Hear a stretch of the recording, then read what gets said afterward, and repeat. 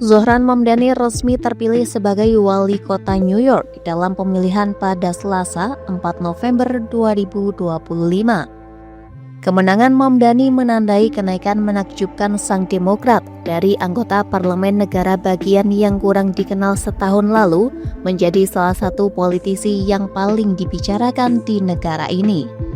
Dalam pemilihan ini, Mamdani, seorang anggota dewan berusia 34 tahun, mengalahkan lawan politiknya mantan gubernur Andrew Cuomo yang didukung Presiden AS Donald Trump dan politisi Partai Republik Curtis Sliwa. Berkat kemenangan ini, sosialis Demokrat itu akan mengukir namanya dalam sejarah sebagai wali kota muslim pertama di kota New York.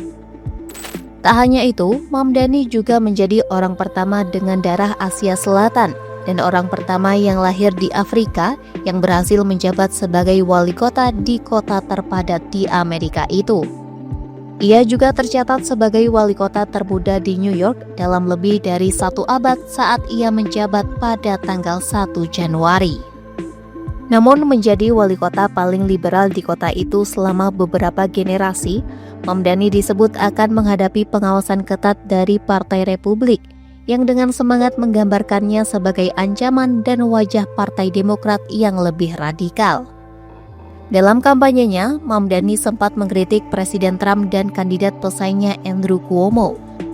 Di hadapan para pemilih selama rapat umum di Teater United Palace di lingkungan Washington Heights di Manhattan pada Senin, Mamdani menyebut dirinya adalah ancaman eksistensial bagi para miliarder.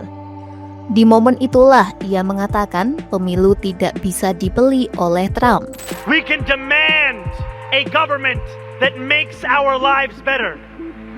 We can tell billionaires that this city doesn't just belong to them. We can tell Donald Trump he cannot buy this election. And we can tell Andrew Cuomo that New York City is not for sale.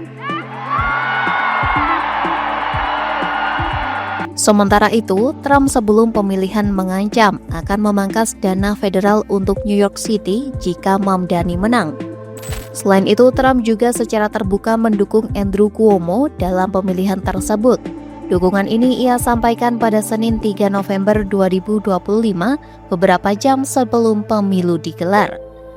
Dalam unggahan di Truth Social, Trump menyebut kemenangan Mamdani bisa menjadi bencana ekonomi dan sosial bagi New York City.